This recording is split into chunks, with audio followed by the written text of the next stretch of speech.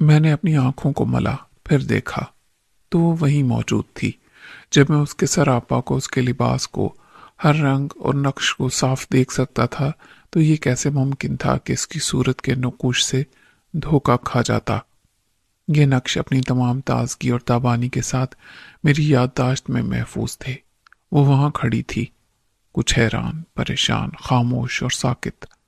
اس کی نظر سامنے تھی مگر صاف محسوس ہوتا تھا کہ آنکھیں کھلی ہونے کے باوجود کچھ بھی نہیں دیکھ رہی ہے۔ نورین! میں گلا پھاڑ کے چلایا تو میری آواز کو دیواروں نے بھی سنا۔ نورین چونکی اور اس نے ایک بار نظر اٹھا کے میری طرف دیکھا، پھر اپنی وارفتگی میں گم ہو گئی، یوں جیسے اس کے کانوں تک پہنچنے والی آواز کہیں باہر سے سنائی دی تھی، اور یہ آواز نہ جانے کسے پکارتی تھی۔ نورین کون تھی؟ ہوگی کوئی؟ میں پھر چلایا، نورین دیکھو میری طرف، دیکھو میری طرف، میں سلیم نہیں خاور ہوں، تمہارا خاور۔ نورین نے ایسے میری طرف دیکھا جیسے میری آواز تو سن رہی ہے لیکن میں کس سے مخاطب ہوں اور کیا کہہ رہا ہوں یہ اس کی سمجھ میں نہیں آ رہا ہے، اور نہ اسے سمجھنے کی ضرورت ہے۔ میں کوئی ایسی زبان بول رہا ہوں جو اس نے پہلے کبھی نہیں سنی۔ میں نے دروازے کو زور زور سے ہلا کے کھڑکھڑایا۔ نورین، میں تم سے بات کر رہا ہوں۔ نورین اسی بے حسی کے ساتھ دیوار سے ٹیک لگا کے فرش پر بیٹھ گئی۔ وہ کسی سوچ میں ڈوبی نظر آتی تھی اور دنیا کی باقی آوازوں سے لا تعلق تھی۔ کون کسے پکار رہا ہے اور کیوں، اسے کوئی غرض نہیں۔ میں چلاتا رہا، نورین، نورین، خدا کے لیے ہوش میں آؤ، کیا ہو گیا ہے تمہیں؟ خدا کے لیے ادھر آؤ میرے پاس، میری بات سنو، میں خاور ہوں۔ اچانک وہ اٹھی اور دیوار کے ساتھ ساتھ چلنے لگی۔ وہ ہر کوشری کے سامنے رک کر دیکھتی۔ میرے یقین کے مطابق کسی دروازے کے پیچھے کوئی بھی نہیں تھا۔ اندھیرے میں بھی کوئی اس حد تک کیسے گم ہو سکتا ہے؟ وہ سب جن کو میں دیکھ چکا تھا، جیتے جاگتے زندہ لوگ تھے، ان پر آسیب کا اثر تھا یا وہ ذہنی مریض تھے؟ اس سے قطع نظر وہ ساکت اور خاموش رہنے والے نہیں تھے۔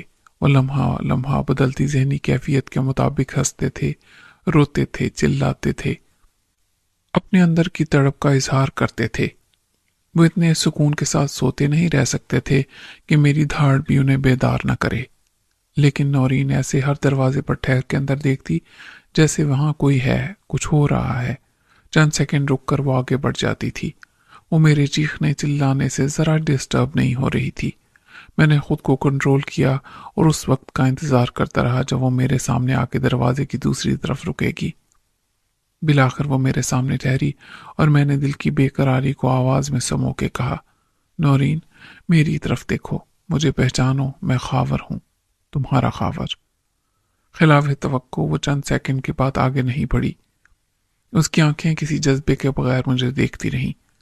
میں نے اپنے جذبات کا اظہار جاری رکھا، کیا تمہیں کچھ یاد نہیں؟ ہم سکھر میں ملے تھے، اس آسیب زدہ حویلی میں تم میرے ساتھ تھی جب پک اپ نہر کے پل کا جگلا توڑ کے پانی میں گری تھی، یاد کرو۔ وہ سپاٹ چہرے کے ساتھ کھڑی رہی۔ اس کی ویران آنکھوں میں شناسائی کی کوئی چمک نہیں تھی۔ میں بولتا رہا، اسے یاد کراتا رہا کہ مل کے ہم کیسے جدا ہوئے تھے، وہ کون تھی، میں کون تھا، ہم کہاں کہاں تھے۔ وہ سنتی رہی، لیکن صاف نظر آتا تھا کہ اس کے دماغ میں کوئی یاد نہیں۔ اس کا حافظہ ایک بلینک شیٹ کی طرح تھا، لیکن اس کے رکے رہنے سے میرے دل میں یہ امید جاگ اٹھی تھی کہ کہیں کوئی یاد جاگی ہے، کوئی کرن تو مچلی ہے، کچھ تو ہوا ہے جس نے اسے روک لیا ہے۔ صاف ظاہر تھا کہ اس کی یادداشت کو حادثے نے متاثر کیا تھا۔ دماغ کی کسی چوٹ نے اسے سوچنے سمجھنے کی صلاحیت سے بھی محروم کر دیا ہے۔ وہ صرف لمحہ موجود میں زندہ ہے، کسی احساس کے بغیر، سوچ اور جذبات کے بغیر۔ وہ سن رہی تھی اور اس کی بے جان آنکھوں میں دلچسپی سے زیادہ حیرانی اتر آئی تھی۔ میری سمجھ میں تمہاری کوئی بات نہیں آتی۔ وہ کنفیوژن اور بے یقینی کا شکار ہو گئی تھی۔ تم مجھے نورین کیوں کہتے ہو؟ اس لیے کہ تم نورین ہو اور میں خاور۔ اس نے نفی میں سر ہلایا۔ میں فاطمہ ہوں اور میں کسی خاور کو نہیں جانتی۔ تم یہاں کیسے آئی ہو؟ کون لایا ہے تمہیں؟ ولی خان، میرا ابا۔ مجھے مایوسی ہونے لگی۔ کون ہے یہ ولی خان؟ وہ تمہیں یہاں کیوں لایا ہے؟ وہ کہتا ہے مجھ پر سایہ ہے، مجھے کچھ یاد نہیں رہتا۔ پیر سائی نے کہا ہے میں ٹھیک ہو جاؤں گی۔ دیکھو، تم کسی ولی خان کی بیٹی فاطمہ نہیں ہو، تم نورین ہو۔ میں بتاتا ہوں تمہارے ساتھ کیا ہوا تھا۔ میں نے ایک بار پھر دریا میں گاڑی گرنے کے حادثے کا ذکر کیا۔ اس نے انکار میں سر ہلایا۔ جھوٹ بول رہے ہو تم، میں فاطمہ ہوں۔ یہاں سے کچھ فاصلے پر میرا گاؤں ہے۔ میری ماں ابھی سال بھر پہلے مر گئی تھی۔ ہمارا کوٹھا گر گیا تھا، وہ اس کے نیچے دب گئی تھی، میں بچ گئی تھی۔ میرا ایک بھائی تھا، وہ بھی ہلاک ہوا تھا۔ میرا حوصلہ جواب دینے لگا۔ مجھے 1% بھی شبہ نہیں تھا کہ وہ نورین نہیں ہے۔ اس کی صورت کے ساتھ اس کی آواز، اس کا لہجہ، سب نورین ہونے کی گواہی دیتے تھے، مگر وہ خود کو فاطمہ بتا رہی تھی۔ یادداشت جانے کا سبب اس حادثے کو قرار دیا جا سکتا تھا۔ دنیا میں ایک جیسی صورت رکھنے والے بہت ہیں، اور بعض اوقات ان کے درمیان مشابہت ناقابل یقین حد تک گمراہ کن ہوتی ہے۔ میرا یقین تھا کہ اس کی یادداشت کے نقصان کا سبب گاڑی کا نہر میں گرنا تھا، مگر یہ ولی خان جو اس کا باپ بنا ہوا تھا اسے کچھ اور یقین دلا چکا تھا۔ اس کا ایک مختلف ماضی تھا جس سے وہ اس کو جوڑ چکا تھا، اور نورین نے خود کو فاطمہ مان لیا تھا۔ وہ آہستہ آہستہ پیچھے ہٹی۔ اب اس کی آنکھوں میں بے یقینی سے زیادہ خوف تھا۔ جادو کا کوئی ناممکن اور ناقابل یقین کرتب دیکھنے والے کی طرح میں نورین کو دور جا کے اسی کوٹھڑی کے اندھیرے میں غائب ہوتا دیکھتا رہا جس میں وہ طلوع ہوئی تھی۔ صورتوں میں اس درجہ مشابہت ناممکن نہیں تھی، لیکن یہ ممکن بھی تو نہیں تھا۔ یہ درگاہ ایک شیطانی کارخانہ تھی جہاں ہر قسم کے شعبدے اور جادوگری کے کمالات بے عقل، کمزور اور مجبور عقیدت مندوں کو روحانی کرشمات بنا کے دکھائے جاتے تھے۔ سفلی علوم اور کالے جادو کے طور سے جنات اور بدروحوں کے عذاب سے نجات تک، غریب آدمی کی ہر مشکل آسان کرنے، اس کے مالی مسائل اور بیماریوں سے دماغی امراض اور خواہشات کی تکمیل تک، ان چالاک زمانہ ساز مکر و فریب کے بنے ہوئے جعلی پیروں کے پاس سب کچھ تھا۔ وہ غریب و مجبور و محکوم لوگوں کا خون چوس چوس کر زیادہ دولت مند ہوتے جا رہے تھے اور بدماشی کی طاقت بھی حاصل کر رہے تھے۔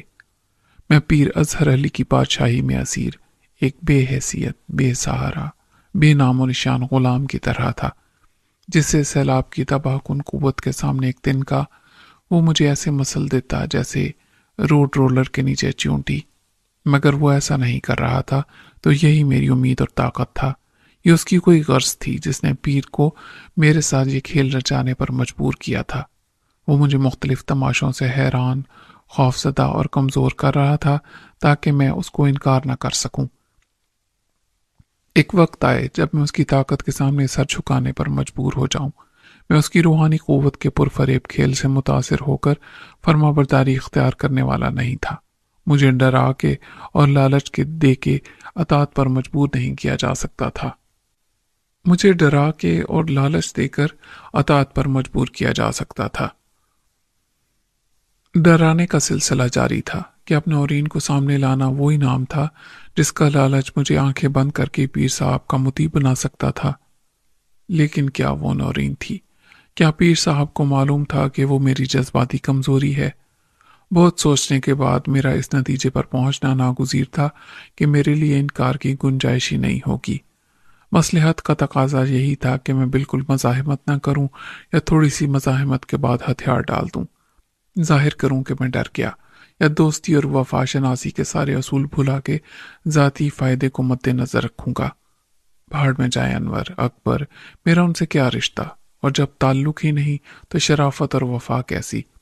مجھے ذاتی فائدہ اور اپنی زندگی کو دیکھنا چاہیے۔ اس جعلی پیر نے یہ ڈرامہ مجھ سے اطاعت حاصل کرنے کے لیے رچایا ہے، تو ڈرامہ مجھے بھی کرنا چاہیے۔ ہر قسم کا وعدہ اور حلف اٹھا لینے میں کوئی گناہ نہیں۔ زندگی بچانے کے لیے حرام کو حلال قرار دیا گیا ہے۔ مجھے نہیں معلوم کہ وقفے وقفے سے مجھے زندہ رکھنے کے لیے جو کھانے اور پینے کے لیے دیا گیا اس میں کیا کچھ شامل تھا۔ وہ وقفے کتنے طویل تھے۔ میں سو جاتا تھا، بے ہوش ہو جاتا تھا اور پھر ہوش میں آ جاتا تھا۔ مجھے اسیری میں رکھنے والے جنات کو قابو کرنے کے سارے حربے جانتے تھے۔ میں تو ایک انسان تھا۔ اب میں چاہتا تھا کہ یہ کھیل ختم ہو۔ انتظار میرے اعصاب پر اثر انداز ہو رہا تھا، لیکن مجھے سوچنے، سمجھنے اور اپنا لاہ عمل تیار کرنے کا وقت بھی مل رہا تھا۔ پھر وہ ہوا جو متوقع تھا، مجھے پیر صاحب کی خدمت میں پیش کیا گیا۔ میری آنکھ کھلی تو میں اس تاریک بھو سے بھرے کنویں کے بجائے ایک آرام دہ بیڈ پر تھا۔ میرے کپڑے بھی بدلے ہوئے تھے۔ مختصر سے کمرے میں بیڈ کے علاوہ فرش پر کارپٹ اور ایک صوفہ سیٹ تھا جس کے سامنے میز بھی لگی ہوئی تھی۔ کھڑکی پر مجھے پردہ نظر آیا جو میرے سرہانے کی طرف تھا۔ میں نے ہاتھ بڑھا کر اسے ہٹایا تو باہر سے دن کا اجالا اندر آیا۔ یہ درگاہ کے اندر ہی کوئی جگہ تھی، شاید پیر صاحب کی ذاتی رہائش گاہ کا کوئی حصہ۔ مجھے اس کمرے سے متصل واش روم بھی نظر آیا۔ ہاتھ منہ دھوتے ہوئے میں نے اپنا چہرہ دیکھا۔ میری شیو بھی بنی ہوئی تھی اور بظاہر میری صحت میں کوئی خرابی محسوس نہیں ہوتی تھی۔ میں نے خود کو پیر صاحب کی خدمت میں پیش ہو کے مذاکرات کے لیے تیار کر لیا۔ اب تک مجھے کوئی اندازہ نہیں تھا کہ میرے اغوا سے اب تک کتنے دن اور کتنے گھنٹے گزر چکے ہیں۔ اعصابی طور پر توڑنے کا یہ پہلا حربہ ہوتا ہے کہ قیدی کو زمان و مکان کے احساس سے محروم کر دو، اسے دن رات کا پتہ نہ چلے، تاریخ اور دن کا علم نہ ہو، وہ اندازہ نہ کر سکے کہ وہ کہاں ہے۔ میں نے اپنی شکست مان لی تھی کیونکہ مزاحمت یا مقابلہ ناممکن تھا۔ میری رہائی کا انحصار میری تابع داری پر تھا، غیر مشروط اور یک طرفہ۔ میں یہ بھی جانتا تھا کہ پیر صاحب کو غچہ دے کر میں نکل بھی جاتا تو مجھے اتنی ہی آسانی سے پھر لایا جا سکتا تھا۔ یہ شطرنج کا کھیل تھا جس میں ہر چال سوچ سمجھ کے چلنا تھی۔ مجھے ہارنا تھا، مگر یوں کہ شک ہو اور جیتنے والا سمجھ جائے کہ میں جان بوجھ کے غلط چال چل رہا ہوں۔ میری تمام نقل و حرکت مریدوں اور ملازموں کی نظر میں ہوگی۔ ابھی میں واش روم سے نکلا ہی تھا کہ ایک نوجوان دیہاتی لڑکی میز پر ناشتے کی ٹرے رکھ گئی۔ ابھی ناشتہ ختم نہیں ہوا تھا کہ پیر صاحب نے جلوہ نمائی کی۔ وہ اپنے جاہو جلال اور کر و فر کے ساتھ آئے تھے اور صوفے پر بیٹھتے ہی انہوں نے بآواز بلند کہا، اللہ اکبر، کیسے ہو ملک سلیم؟ میں نے تلخی سے کہا، آپ کو صاحب معلوم ہوگا، مجھ سے کیوں پوچھتے ہیں؟ پیر صاحب ڈٹائی سے مسکرائے۔ وہ دراصل ہم کچھ زیادہ مصروف رہے اور خیال نہیں آیا کہ تمہیں بات کرنے کے لیے بلایا تھا۔ میں نے کہا، بات کرنے کے لیے آپ نے بہت غلط راستہ اختیار کیا۔ غلط کام کرنے یا کرانے کا کوئی صحیح راستہ بھی ہوتا ہے؟ پیر صاحب بولے۔ پہلے شرافت سے بات کر کے دیکھ لینا چاہیے۔ وہ ناگواری سے بولے، تمہارا یہ خیال ہے کہ ہم نے کوشش بھی نہیں کی مگر شرافت سے؟ ہماری بات کس نے سنی؟ نہ ہمارے چھوٹے بھائی نے، نہ بھتیجے نے اور نہ داماد نے۔ ہم ایک خاندانی جھگڑے میں پڑ کے اپنی نیک نامی اور شہرت کو داؤ پر کیسے لگاتے؟ میں نے طنزیہ کہا، آپ کا روحانی کاروبار متاثر ہوتا۔ پیر صاحب نے جیسے میری بات نہیں سنی۔ تمہیں سمجھانے اور تمہارے ذریعے انور کو سمجھانے کا آسان طریقہ کوئی نہیں تھا۔ پہلے بھی انور نے اور تم نے انکار کر دیا تھا۔ اب ہم بلاتے تو کیا تم شرافت سے آ جاتے؟ چنانچہ آپ خود اٹھا لائے مجھے۔ ایسا اتفاق سے ہو گیا، تم نظر آ گئے ہمیں، ورنہ ہمارے مرید لے آتے۔ آپ کو اندازہ نہیں کہ واپسی پر بڑے چودھری صاحب مجھے وہاں نہ پا کر کتنے پریشان ہوئے ہوں گے۔ پیر صاحب مسکرائے، برخوردار تمہیں بھی معلوم ہے کہ اس کی زندگی میں سوائے پریشانی کی اور ہے ہی کیا؟ بڑی بڑی پریشانیوں میں ایک یہ بھی صحیح۔ میرا اندازہ ہی میرا یقین بن چکا تھا۔ پیر صاحب کا مقصد کچھ منوانے کے لیے دباؤ ڈالنے کے سوا کچھ نہیں تھا۔ وہ مجھے مرعوب اور دہشت زدہ کر چکے تھے، کم از کم ان کا یہی خیال تھا۔ مطالبات کا مجھے علم تھا، چنانچہ میں ایک دفاعی اور جواری حکمت عملی تیار کر چکا تھا۔ یہاں میرا داؤ پر تو کچھ بھی نہیں لگا ہوا تھا۔ پیر صاحب، آپ نے میرا انتخاب کیوں کیا؟ میں اس فیملی کا ممبر نہیں ہوں، ان کے نزدیک میری کوئی اہمیت نہیں۔ آپ مجھے مار بھی دیں تو کیا؟ اس کے علاوہ میں خود بھی ان کے لیے جان دینے والا نہیں ہوں۔ آپ انور کو لے آتے۔ ہاں، وہ بھی سوچا تھا، لیکن یہ بہتر لگا کہ پہلے تمہیں آزمایا جائے۔ انور تمہاری مانتا ہے اور اب تو بڑے چودھری نے بھی تمہاری ضرورت اور اہمیت کو تسلیم کر لیا ہے، اسی طرح جیسے ڈاکٹر جلالی کی ضرورت کو تسلیم کیا ہے۔ اس کی جگہ ڈاکٹر جمالی آ جائے تو کیا؟ بات آج کی ہے، آج تمہاری اہمیت ہے۔ آپ کی یہ خوش فہمی اب دور ہو جائے گی۔ ویسے آپ مجھ سے کیا چاہتے ہیں؟ میں انور سے کہوں کہ وہ آپ کے داماد کو رہا کر دے، اس کا حصہ دے اور اپنا لے کر الگ ہو جائے۔ یہ سب تو میں پہلے بھی کہہ چکا ہوں، بہت اچھی طرح سمجھا چکا ہوں۔ اور کیا تمہارے سمجھانے سے وہ مان گیا؟ ہاں، وہ بے وقوف نہیں ہے۔ پیر صاحب ہنسے۔ بے وقوف تم ہو، تمہاری خوش فہمی دور ہو جائے گی بہت جلد۔ اس کی رگوں میں ایک جاگیردار کا خون ہے، اس کا سارا علم اوپر دماغ کے کسی خانے میں محفوظ پڑا ہے، جیسے لائبریری میں پرانی کتابیں ہوتی ہیں، وہ پڑھی رہتی ہیں، پڑھی نہیں جاتی۔ اگر یہ مسئلہ اتنی آسانی سے حل ہونے والا ہوتا تو میں اتنا مشکل راستہ کیوں اختیار کرتا؟ میں اسے دیکھتا رہا لیکن کچھ بول نہیں سکا۔ اس نے میرے یقین کو متزلزل کر دیا تھا۔ پیر صاحب نے ایک جدی پشتی جاگیردار کی سائیکی جن الفاظ میں بیان کی تھی، وہ انور کے موجودہ کردار کو دیکھتے ہوئے بہت حقیقت پسندانہ مشاہدے کی بات تھی۔ پہلے میں انور کے اعلیٰ و عرفہ نظریات اور انسانیت دوستی کی اعلیٰ اقدار والی سوچ سے متاثر ہو گیا تھا۔ اس کے انقلابی خیالات پر مجھے اس کے سوشلسٹ ہونے کا گمان ہوتا تھا۔ اب مجھے اندازہ ہو رہا تھا کہ وہ سب سطحی باتیں تھیں یا خود فریبی تھی۔ اقتدار حاصل ہوتے ہی انور کے اندر کا خاندانی جاگیردار غالب آ گیا تھا اور انقلابی نوجوان کو شکست ہو گئی تھی۔ شاید یہ 1 سال تک قید میں رہنے اور زندگی اور موت کی بے یقینی کا شکار رہنے کا نتیجہ تھا۔ اب آپ مجھ سے کیا چاہتے ہیں پیر صاحب؟ میں نے ایک گہری سانس لے کر کہا۔ یہ بھی بتا دیں گے، پہلے تم اپنے بارے میں بتاؤ۔ اس کے چہرے پر ایک عیار مسکراہٹ آ گئی۔ میں نے سوچ کے کہا، کیا بتاؤں؟ میرا خیال ہے میرے بارے میں آپ زیادہ جانتے ہوں گے، پھر بھی ہم تمہاری زبانی سنیں گے۔ عرصہ دراز سے تمہارے بارے میں جو اطلاعات مل رہی تھیں وہ بہت کنفیوز کر دینے والی اور بعض اوقات متضاد ہوتی تھیں۔ آپ تصدیق کرا سکتے تھے، شاید کرا بھی لی ہو۔ اس نے اقرار میں سر ہلایا۔ اس میں تو کوئی شک کی بات نہیں کہ تم وہ نہیں جو نظر آتے ہو اور بن گئے ہو۔ یہ لاہور یا کراچی نہیں ہے برخوردار، جہاں کسی کو کسی سے نہ غرض ہے نہ واسطہ۔ جن کے ساتھ دیوار ملتی ہے ان گھروں میں کون آیا کون گیا یہ بھی کسی کو معلوم نہیں ہوتا۔ یہ گاؤں ہے، یہاں نسلوں سے وہی خاندان چلے آ رہے ہیں۔ اب تم مجھے یا اصغر کے سامنے وہ کہانی نہیں سنا سکتے کہ تمہارا دادا جنگ عظیم میں یہاں سے گیا تھا اور تم بابا رحیم بخش کے دور کے رشتہ دار ہو۔ تمہیں وہیں دیکھا گیا تھا سب سے پہلے۔ تم نے جو کہا لوگوں نے مان لیا، مجبوراً یا لا تعلقی میں۔ کون پڑتا ہے اس چکر میں؟ اور تمہاری شناخت کو چیلنج کر کے ملتا بھی کیا؟ تمہیں سپورٹ کیا ہے پہلے بابا رحیم بخش نے، پھر اس کی لڑکی ریشم نے۔ آپ کو شک ہے کہ بابا رحیم بخش کا قتل بھی میں نے کیا؟ یہ بہت سے لوگوں کا شک تھا، لیکن تم نے بڑی چالاکی سے خود کو بچا لیا۔ گواہی تھی ریشم کی، وہ یتیم لاوارث لڑکی تھی۔ کچھ لوگوں نے سوچا کہ تم اس کا سہارا بنتے ہو تو اچھا ہے۔ وہ ایک خر دماغ، سرکش اور منہ پھٹ لڑکی تھی۔ اکبر کو اس کی یہی سرکشی بھا گئی تھی۔ اب سنا ہے انور نے اسے پسند کر لیا ہے۔ ویسے تو آپ کو پل پل کی خبر ہے، مگر شاید ایسا نہیں ہے۔ ان دونوں کی پسند کا مقصد شادی نہیں ہے، میں نے کہا۔ پیر صاحب کا چہرہ کھل اٹھا۔ یہ تو واقعی اچھی خبر ہے۔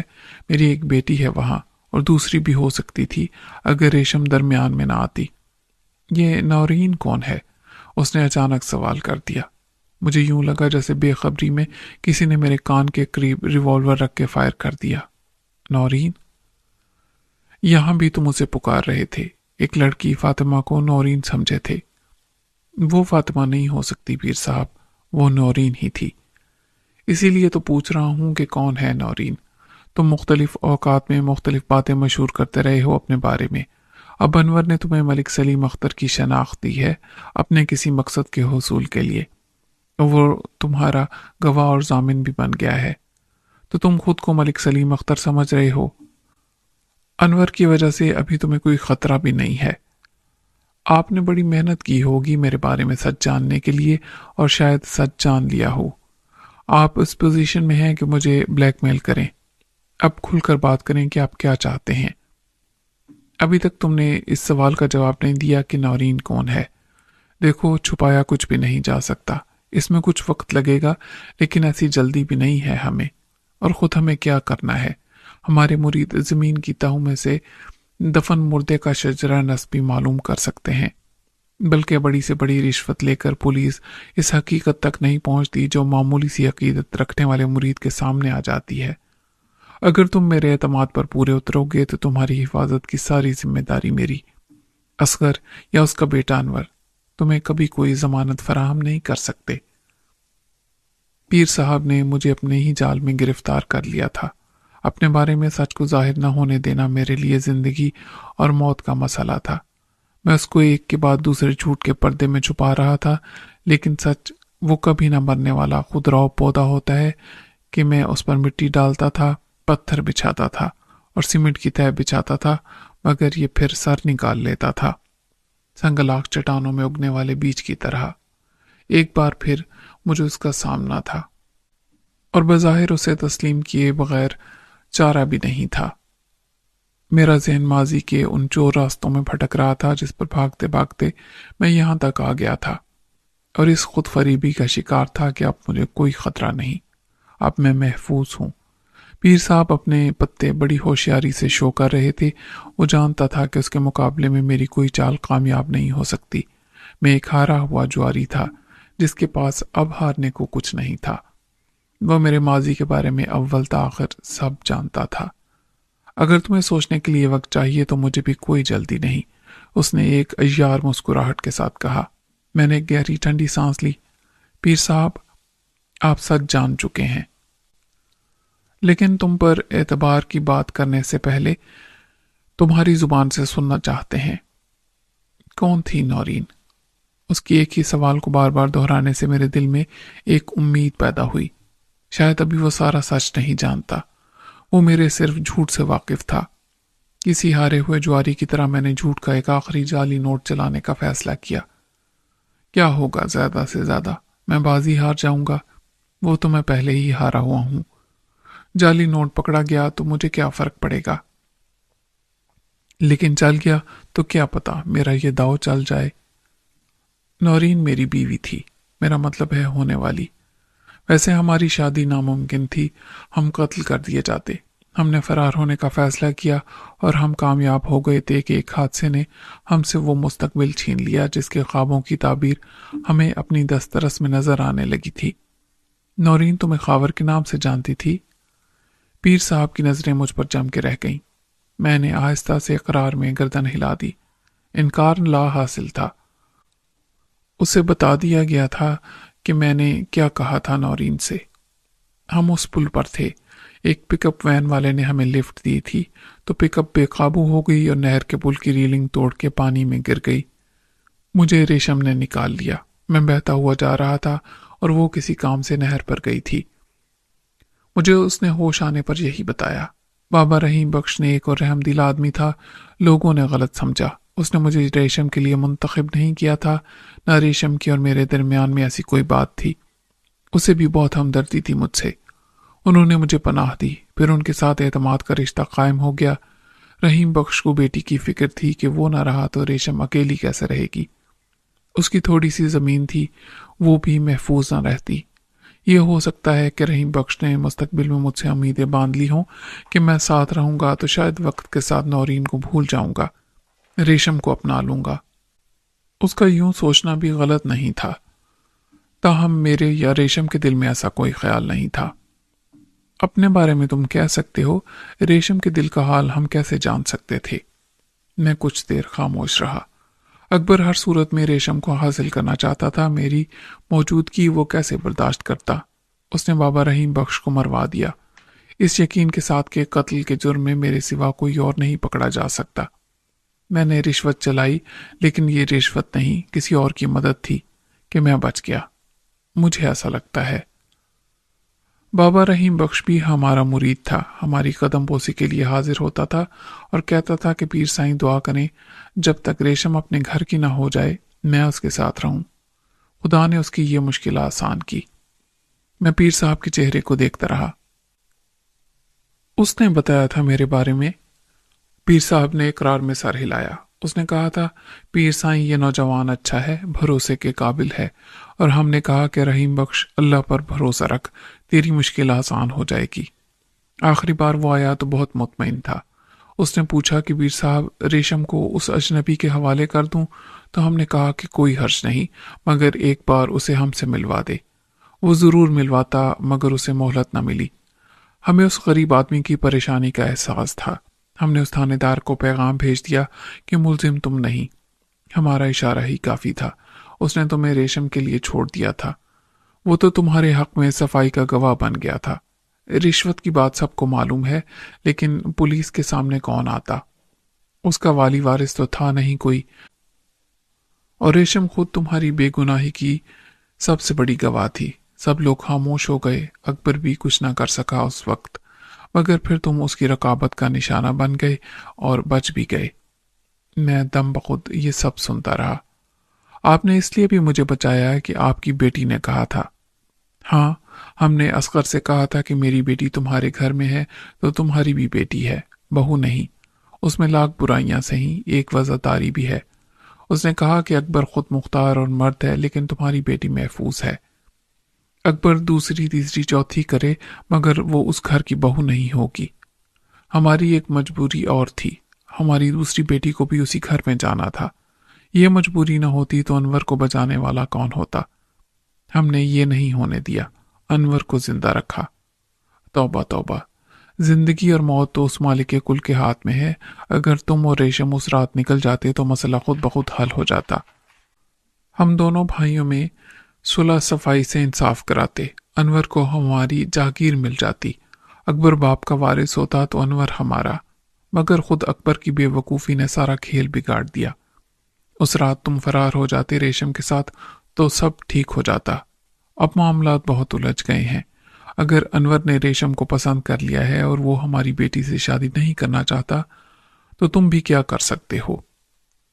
میں حیرانی سے اس ڈرامے کا وہ حقیقی پس منظر سنتا رہا جس کا مجھے علم نہیں تھا۔ اب میرے سامنے نہ پیر اظہر علی تھا، نہ کوئی جاگیردار، نہ مرادہ والی کے چودھری کا بڑا بھائی، اور نہ اکبر کا سسر۔ میرے سامنے صرف ایک بیٹی کا باپ تھا۔ دو بیٹیوں کا مستقبل اس کی پہلی ترجیح تھی، اور اس معاملے میں وہ کسی مزدور یا صنعت کار یا کلرک سے کسی طرح مختلف نہیں تھا، جو اپنی بیٹیوں کی پیدائش کے وقت سے ان کی مستقبل کی خوشیوں سے بھرے خوشحال ازدواجی مستقبل کے خواب دیکھنے لگتا ہے، اور وقت کے ساتھ ساتھ ان کی تعبیر کو حقیقت بنانے کے لیے خواہش سے کوشش تک اور دعا تک وہ سب کرتا ہے جو اس کے امکان میں ہو۔ یہی نہیں، جب وہ اس مقصد میں کامیاب ہو جاتا ہے تب بھی مطمئن ہو کے نہیں بیٹھتا۔ تم کس سوچ میں پڑ گئے؟ پیر صاحب نے کہا۔ میں چونکا، اور دراصل میں یہ جاننا چاہتا ہوں کہ کیا ریشم کے ساتھ میرے فرار کو خود بڑے چودھری صاحب نے پلان کیا تھا؟ پیر صاحب مسکرائے۔ ظاہر ہے یہ مسئلے کا آسان حل تھا۔ اکبر خود ریشم کو قبول نہیں تھا۔ اکبر کی خواہش کو لگام ڈالنا نہ باپ کے اختیار میں تھا اور نہ بیوی کے۔ تم کون تھے، کہاں سے آئے تھے اور کیوں، یہ سب اس نے نہیں سوچا۔ اگر تم ریشم کے ساتھ غائب ہو جاتے ہو تو سارا جھگڑا ختم۔ پیر صاحب، یہ 100% آپ کا خاندانی اور گھریلو معاملہ ہے، مجھے اس میں دخل اندازی کا کوئی حق نہیں، لیکن بات خود آپ نے چھیڑی ہے تو مجھے بھی اجازت ہے کہ مشورہ دوں۔ ہاں بولو، یہاں ہم دونوں کے سوا کون ہے؟ میں نے کہا، شاہینہ کی شادی انور سے طے ہوئی تھی اور اکبر کی روزینہ سے۔ پیر صاحب نے اقرار میں سر ہلایا۔ سوچا یہی تھا ہم نے، اور غلط بھی نہیں تھا۔ بڑے کے لیے بڑی، چھوٹے کے لیے چھوٹی، حالانکہ یہ ضروری نہیں تھا۔ جب رشتے آپس میں ہوں تو وہ سب کچھ نہیں دیکھا جاتا جو باہر شادی کرتے وقت اب دیکھا جاتا ہے، شکل و صورت، تعلیم، عمر۔ پھر انور نے انکار کر دیا اور آپ نے اس کی واپسی کا انتظار بھی نہیں کیا۔ انتظار کب تک کرتے اور کس امید پر؟ اصغر نے خود کہا کہ کب تک بٹھا کے رکھو گے شاہینہ کو؟ وہ بڑی تھی، میں نے اسے رخصت کر دیا۔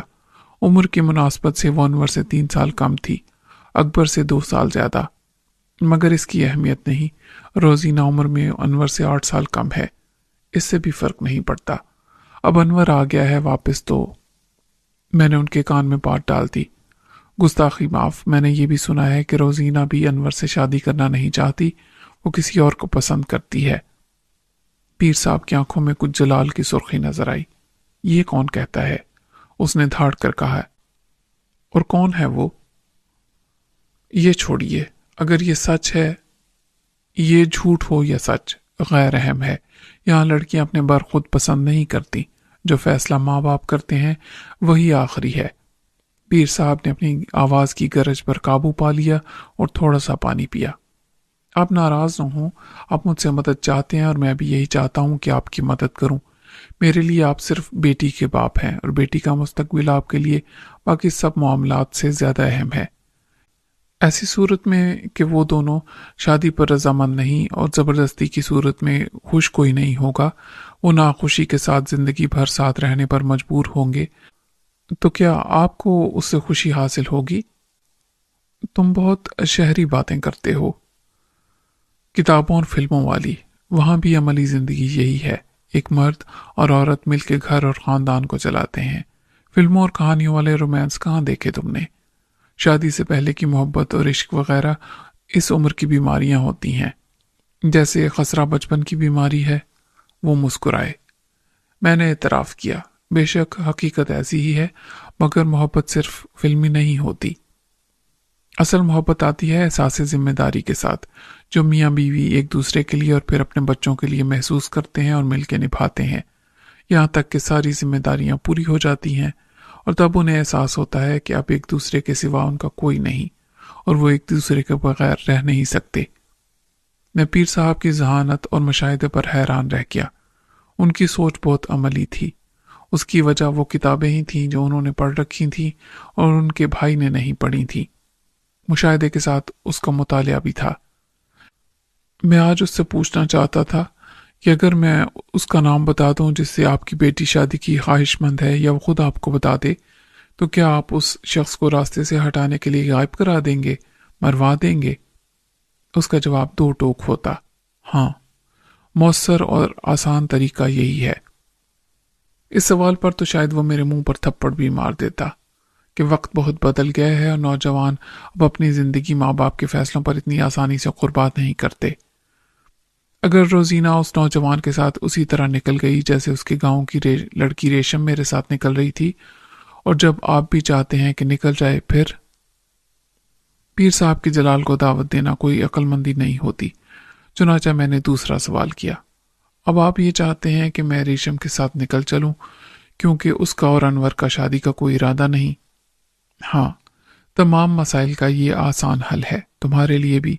تم ریشم کو ساتھ لے کر نکل جاؤ کہیں بھی۔ شاید اب یہ ممکن نہیں رہا پیر صاحب، ریشم انکار کر دے گی۔ یہاں وہ محفوظ ہے، اکبر سے اسے کوئی خطرہ نہیں رہا۔ وہ بے وقوف ہے اگر ایسا سمجھتی ہے، اور تم یہ کام نہ کر سکے تو پھر ہمیں کرنا پڑے گا، خوشی سے نہ صحیح، زبردستی صحیح۔ ابھی اپنی مرضی کا انتخاب وہ خود کر سکتی ہے، پھر ہم کریں گے۔ اور وہ ایک ہی ہے، دوسری دنیا، میں نے تلخی سے کہا۔ پیر صاحب نے کوئی جواب نہیں دیا۔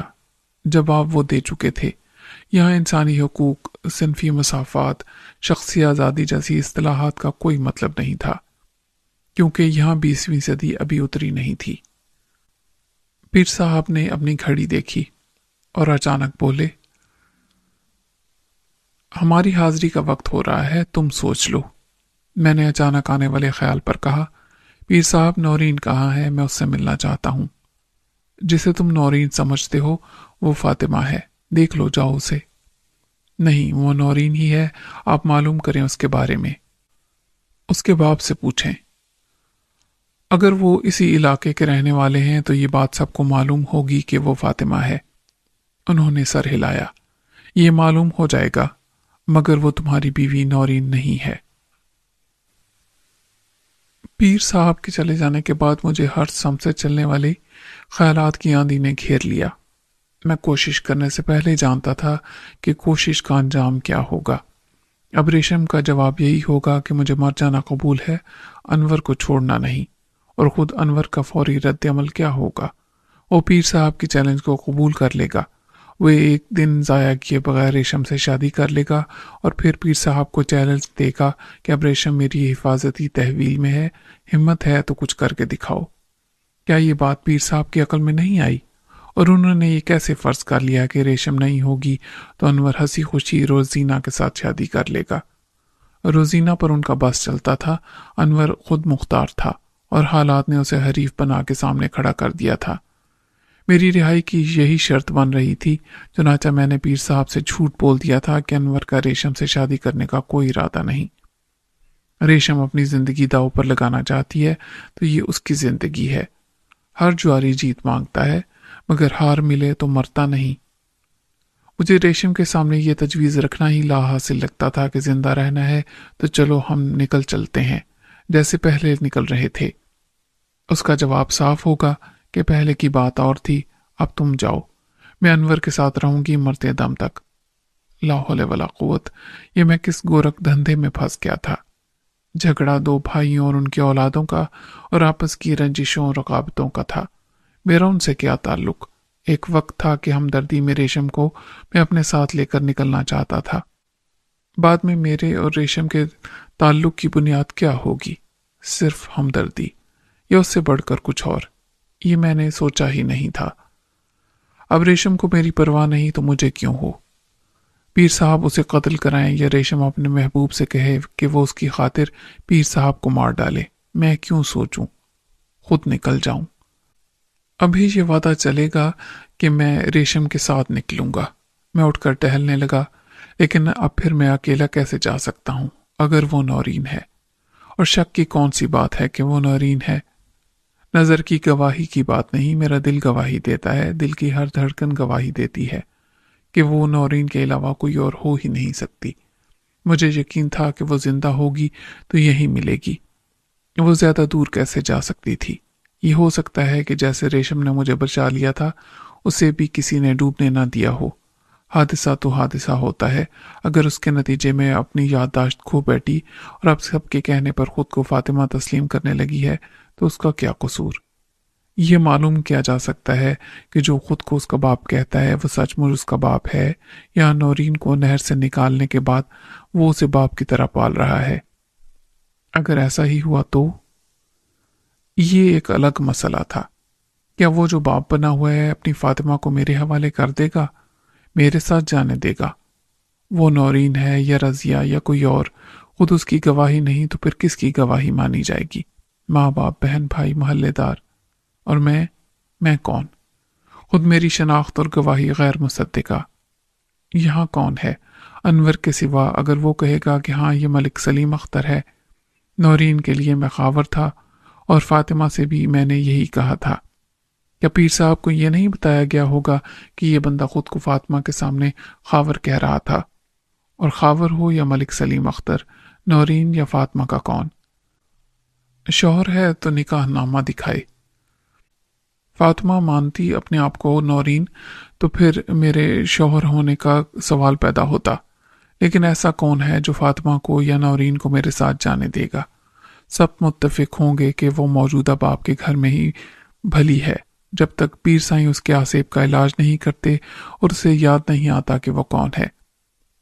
मैं उसे लेकर भाग जाऊं, ये भी मुमकिन नहीं। उसके बाद आखिरी सवाल ये कि ना रेशम मेरे साथ जाएगी ना फातिमा, तो मैं कहाँ जाऊंगा और क्यों? बेशक ये मेरी मंजिल नहीं थी, एक हादसा था जिसने मुझे मुरादा वाली पहुंचा दिया और शायद नौरीन को ऐसे ही किसी करीब के गांव में। अब मैं अकेला चल पड़ूं। अनवर ने मुझे हिफाजत का और आसूदगी का एक साइबान फराहम कर रखा है।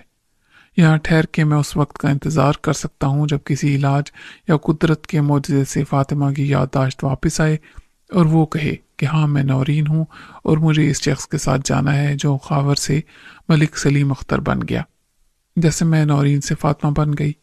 और तब तक मुझे इंतजार करना चाहिए। पीर साहब का मोहरा बनने का क्या फायदा? मैं वो सब नहीं कर सकता जो वो चाहते हैं। आसान ये होगा कि मैं पीर साहब से इकरार करूं और वापस जाके अनवर को सब बता दूं। फिर अनवर होगा पीर साहब के मुकाबिल तो मैं उसके साथ। अब अनवर और रेशम के इश्क को झुठला के मैंने अपना रास्ता खुला रखा था। पीर साहब हरगिज इजाजत नहीं देंगे कि मैं नौरीन के साथ जाऊं। ये एक नई परेशानी थी। अगर वो नौरीन ही थी तो मैं उसकी जिंदगी खतरे में डाल रहा था। आज के बाद उसका कोई सुराग नहीं मिलेगा। वो दरगाह पर नजर ही नहीं आएगी, इस गांव में नजर नहीं आएगी जहां उसकी परवरिश की जिम्मेदारी उठाने वाला ये बाप रहता था। पीर साहब ने एक रियायत मुझे भी दी थी और रेशम को भी। اگر ہم مرادہ والی سے ہمیشہ کے لیے رخصت ہو جائیں تو محفوظ رہنے کے لیے ساری دنیا میں ہم جہاں چاہے جائیں، راستے کھلے ہیں۔ لیکن یہاں ریشم کی وجہ سے روزینہ کا رشتہ خطرے میں پڑ جائے، یہ ناممکن ہے۔ نہ روزینہ کسی اور کے بارے میں سوچ سکتی ہے اور نہ انور کو سوچنا چاہیے۔ میرا جھوٹا وعدہ ایک لائف لائن بن گیا تھا۔ ریشم کو اور مجھے زندہ رہنے کی اجازت مل گئی تھی۔ بعد کے حالات کے بارے میں پیر صاحب کا اعتماد ان کی خوش فہمی ثابت ہوتا ہے یا نہیں، اس کا فیصلہ وقت کرے گا۔ یہ ہو سکتا تھا کہ جب ریشم چلی جائے تو انور اسے یوں بھول جائے جیسے وہ اپنے نظریات اور خیالات کو بھول گیا تھا۔ مخصوص وڈیرا ذہنیت کے ساتھ وہ روزینہ کو اس کی تمام جائیداد کے ساتھ قبول کر لے اور اسے بہت فائدے کا سودا سمجھے۔ جو کچھ ہے وہ زمین، جائیداد، دولت اور حکومت ہے۔ بیوی محض ایک عورت ہے، ریشم ہو یا روزینہ، کیا فرق پڑتا ہے؟ اور وہ اسی گھر میں جگہ بنا لے تو سارے جھگڑے ختم، سب خوش۔ دل کی بات بھی نہیں، آج ریشم پر آیا ہے، کل کسی اور پر آ جائے گا، پرسوں کسی اور پر۔ استعمال کی چیزیں تو بدلتی رہتی ہیں۔ رہی روزینہ، یہ بھی اچھا ہوا کہ سنی سنائی کی بنیاد پر میں نے پیر صاحب کے سامنے اس کے معموزات کا حوالہ نہیں دیا جس سے روزینہ شادی کی خواہش مند تھی۔ میرے منہ سے اس کا نام نکل جاتا تو اس کے ڈیتھ وارنٹ جاری ہو جاتے۔ کیا پتا آج ہی اس کی زندگی کی آخری رات ہوتی۔ معلوم نہیں وہ کون تھا۔ یہ طے کرنے کے بعد کہ میں جیسے بھی ہو ریشم کو ساتھ لے کر مرادہ والی سے نکل جاؤں گا، میں نے وقتی طور پر رہائی کی ضمانت پا لی تھی۔ میں پیر صاحب سے کہوں گا کہ مجھے راہداری فراہم کی جائے، بحفاظت نکال دیا جائے۔ مرادہ والی پہنچ گیا تو میں ساری صورتحال انور کے سامنے رکھ دوں گا اور پھر اس سے کہوں گا کہ اپنے تمام وسائل استعمال کر کے فاطمہ کا سراغ لگائے۔ بڑی آسانی سے معلوم کیا جا سکتا ہے کہ نہر سے کسی لڑکی کو نکالا گیا تھا تو وہ کون تھی اور اسے کس نے نکالا تھا۔ اگر فاطمہ مل جاتی ہے تو کسی کو وضاحت دینے کی ضرورت نہیں، انور کے بندے اسے اٹھا لائیں۔ اس کی یادداشت میں نورین کو واپس لانے کا مرحلہ بعد کا ہوگا۔ میرا خیال تھا کہ اب میں قید میں نہیں ہوں۔ سرہانے کی طرف والی کھڑکی کھول کے دیکھنے سے یہ خوشفہمی دور نہیں ہوئی تھی۔ ادھر جیسے کسی حویلی جیسے گھر کا بیک یارڈ تھا۔ ادھر گائیں بھینسیں بھی بندھی ہوئی تھیں، مرغیوں کے ڈبے تھے اور دھوئے گئے کپڑے سوکھ رہے تھے۔ درمیان میں چارپائی ڈالے ایک عورت حقہ پی رہی تھی۔ وہ موٹی تازی اور ادھیڑ عمر تھی۔ اس نے مردوں کی طرح تہبند بھی لپیٹ رکھا تھا اور وہ کسی سوچ میں گم تھی۔ اس حصے کے آخر میں 8 فٹ اونچی دیوار تھی جس پر شیشے کے ٹکڑے لگے ہوئے تھے۔ دیوار سے آگے کافی دور تک کھیت تھے۔ چند مکان فرلانگ بھر دور دکھائی دے رہے تھے۔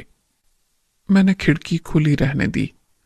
ادھر سے تازہ ہوا آتی تھی اور میں نیچے ہونے والی گفتگو کو بھی سن سکتا تھا۔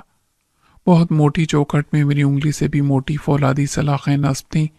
نہ ادھر سے کوئی فرار ہو سکتا تھا اور نہ چور اندر آ سکتا تھا۔ دوسری طرف ایک ہی دروازہ تھا جسے پیر صاحب قبلہ نے نزول جلال فرمایا تھا۔ میں نے دروازہ کھولا تو بالکل سامنے کھڑے محافظ مرید نے اپنی رائفل اٹھا لی۔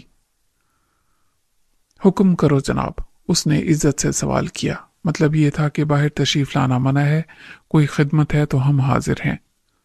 یہ ایک برآمدہ تھا جس کی چھت زیادہ اونچی نہیں تھی۔ میں برآمدے کے آخری حصے میں تھا اور یہاں ایک ہی دروازہ نظر آ رہا تھا، آگے سپاٹ دیوار تھی۔ میں نے کہا، یہ پیر سائیں کا ڈیرا ہے۔ اس نے میرے سوال پر مجھے بے یقینی سے دیکھا۔ پاگل خانے میں ایک پاگل نے دوسرے سے پوچھا تھا کہ بھائی یہ سورج ہے یہ چاند، تو اس نے بڑی شرافت سے جواب دیا تھا کہ معاف کرنا بھائی، مجھے نہیں معلوم، میں یہاں نیا ہوں۔ سنتری کو میرا سوال بھی ایسا ہی لگا تھا، مگر اس نے اقرار میں سر ہلا دیا اور مجھے تعجب سے دیکھتا رہا۔ قیاس کی بنیاد پر میں نے ایک ضمنی سوال پوچھا، یہ آستانے کے پیچھے کیا ہے؟ اس کا سر خود بہت ہل گیا، مگر اس نے کہا، تمہیں نہیں معلوم تو مجھے بھی نہیں معلوم۔ اچھا، خوش رہو جب تک زندہ ہو، میں نے کہا اور دروازہ بند کر دیا۔ ایک پورا دن میں نے سوتے جاگتے اور کمرے میں ٹہلتے، کھڑکی سے جھانکتے اور کسی جواری کی طرح اندازے قائم کرتے گزار دیا۔ میری جیت والے پتے 2 تھے، ایک ریشم، دوسری فاطمہ۔ اگر میں ریشم کے ساتھ نکل جانے کے عہد پر قائم رہتا اور نورین کا نام نہیں لیتا تو بند دروازے فوراً کھل جاتے۔ یقیناً پیر صاحب मेरी रिहाई के अहकामात सादिर करने से पहले मुलाकात करके मेरी यकीन दहानी हासिल करेंगे। मैं सिद्ध के दिल से हल्फ उठा के उन्हें यकीन दिला सकता हूँ कि आज रात ही रेशम के साथ मुरादाबादी छोड़ दूंगा। बस मुझे किसी तरह लाहौर पहुंचा दिया जाए, या उस सड़क या रेलवे स्टेशन तक जहां से मुझे बस और ट्रेन मिल सकती हो। फिर मैं लाहौर की तरफ नहीं, कराची की तरफ जाऊंगा और दोबारा कोई मुरादाबादी में मेरा नाम तक नहीं सुनेगा। यहाँ से निकल के मैं आज ही रात अनवर के साथ फातिमा को तलाश करूंगा। गिरदोनवा के किसी गांव में उसका सुराग मिल जाएगा। सुबह तक हम उसे मुरादाबादी पहुंचा देंगे, फिर जो होगा देखा जाएगा। अनवर को रेशम से शादी करनी है तो 100 दफा करे। वो मेरी हिफाजत की जिम्मेदारी लेता है तो ठीक, वरना मैं नौरीन के साथ चला जाऊंगा कहीं भी, जहां पहले जा रहा था। मेरे लिए उसी कमरे में चाय और खाना फराहम किया गया। मैंने खिड़की से जो गुफ्तगू सुनी उनमें से एक आवाज़ खुद पीर साहब की थी, दूसरी किसी नौकरानी की जो रोजीना बीबी के सामने किसी गलती की माफ़ी मांग रही थी और जवाब में रोजीना बीबी की बरहमी बर्दाश्त कर रही थी। रोजीना की आवाज़ बिल्कुल अपनी बहन शाहीना जैसी थी। उनकी माँ कौन थी, ये जिक्र कभी किसी की जुबान पर नहीं आया था, या मैं भूल रहा था। शायद खुद शाहीना ने जिक्र किया था कि माँ मर गई थी और बाप ने हमें पाला। बिलाखिर रात हो गई, खाना फिर आ गया। मुझे रिहाई की जल्दी थी। सिर्फ नॉर्मल नजर आने के लिए मैंने खाना खा लिया और इंतज़ार करता रहा कि पीर साहब फिर नुज़ूल अजलाल फरमाएं तो मैं उनकी मर्जी के मुताबिक हलफ उठा के वादा करूं कि जैसा वो चाहते हैं वैसा ही होगा। मैं रेशम के साथ भाग जाऊंगा, फिर किसी फातिमा या नौरीन का नाम तक नहीं लूंगा।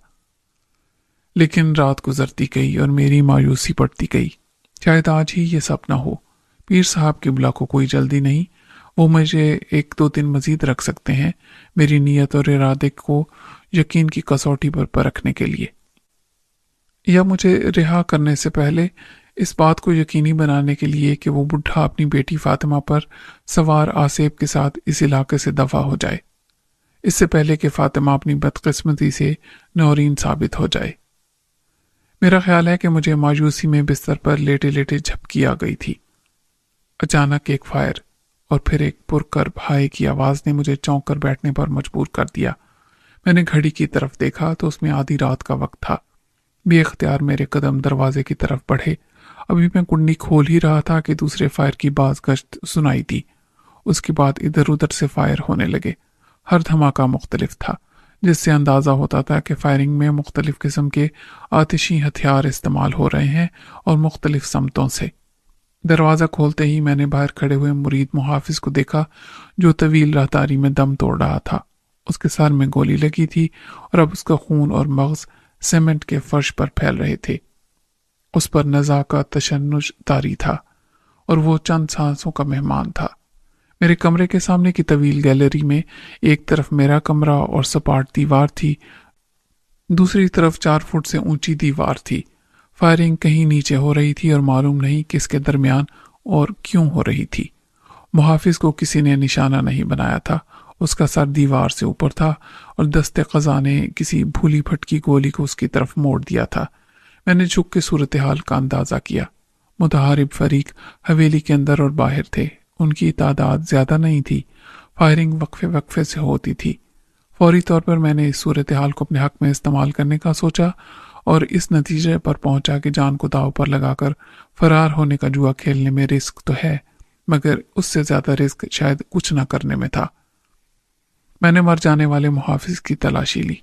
उसके हाथ में खुदकार किस्म का रिपीटर था जिसकी सूरत देखकर खौफ आता था। इस्तेमाल करना तो दूर की बात, मैंने उसे कभी हाथ नहीं लगाया था। उसकी तलाशी लेने पर मुझे एक रिवॉल्वर मिला जो मुतबादिल हथियार था कि रिपीटर न रहे या जवाब दे जाए तो मैं रिजर्व में रखा हुआ रिवॉल्वर को काम में ले आऊं। उसे मैंने फौरन कब्जे में कर लिया। मुहाफिज की जेब में एक पर्स था और उसमें 600-700 रुपए थे जो मैंने छोड़ दिए। मुझे एहसास था कि वक्त कम है। उस फायरिंग के तबादले को रात भर जारी नहीं रहना था। गालिबन ये डाकू थे जिनसे मुहाफिज निपट रहे थे। मैं दौड़कर गैलरी के आखिर तक गया और कोने पर से झांक कर देखा। उधर दरवाजे की एक कतार थी। हर दरवाजे पर कोई मुसल्लह मुरीद मौजूद था। वो सब दीवार के ऊपर से सर निकाल के अंधेरे में कुछ देखते थे और फायर करते थे। उधर से निकलना मुहाल था। मैं वहीं से वापस हुआ। اوپر سے کچھ نظر نہیں آتا تھا، لیکن مجھے اندازہ تھا کہ جمپ لگانے کی صورت میں بلندی کا فاصلہ 12 فٹ اور 4 فٹ کی حفاظتی دیوار کے ساتھ 16 فٹ ہو جاتا تھا۔ اتنی بلندی سے چکنے فرش پر گرنے کا نتیجہ ایک دو ٹانگوں، پسلیوں یا دیگر ہڈیوں کے ٹوٹنے کی صورت میں نکل سکتا تھا۔ یہ بھی ہو سکتا تھا میں کسی درخت میں پھنس جاؤں یا نیچے کچی زمین ہو۔ وقت کم تھا اور مجھے کوئی اندر کی آواز چانس لینے پر مجبور کر رہی تھی۔ اب مجھے ان فلموں کے مناظر یاد آئے جن میں قیدی کسی زندان سے فرار ہونے کے لیے بیڈ شیٹس کو پھاڑ کر رسی بناتے تھے۔ میں اندر کو دوڑا، بیڈ شیٹ کو گھسیٹا اور دانتوں سے کاٹ کر اس کو درمیان سے پھاڑا۔ برآمدہ نما گیلری میں پانی کی نکاسی کے لیے 10-15 فٹ کے فاصلے پر ایک سوراخ چھوڑ دیا گیا تھا اور اس میں لوہے کا 2 انچ قطر کا پائپ لگا دیا گیا تھا۔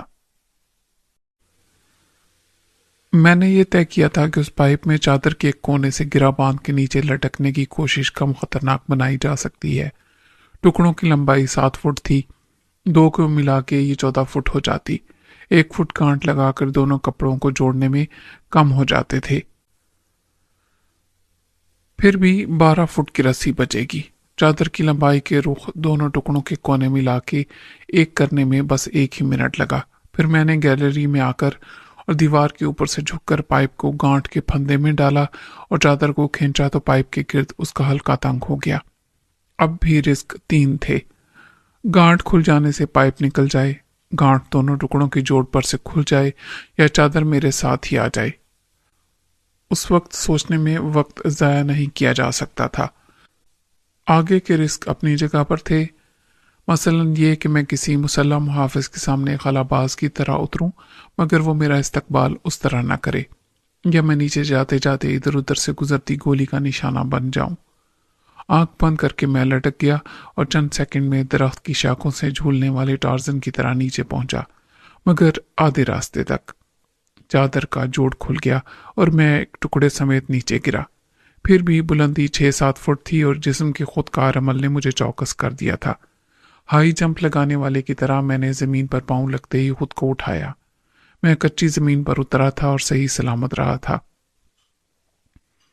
زمین سے پیر چھوتے ہی میں نے ادھر ادھر دیکھا۔ یہ کوئی باغ تھا جس کی باؤنڈری 20-25 گز کے فاصلے سے نظر آ رہی تھی۔ یہ 8 فٹ اونچی دیوار تھی جس کو عبور کرنا مجھے ناممکن نہیں لگتا تھا۔ قریب پہنچ کے مجھے کونے میں ایک چھوٹا سا دروازہ نظر آ گیا۔ اس میں کنڈی اندر سے لگی ہوئی تھی مگر تالا نہیں تھا۔